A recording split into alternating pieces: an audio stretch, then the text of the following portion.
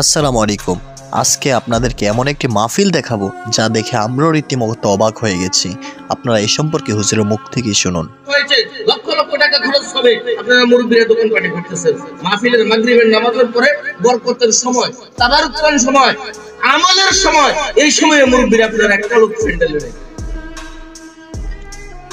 এগুলি কি ধরনের কর্মকাণ্ড?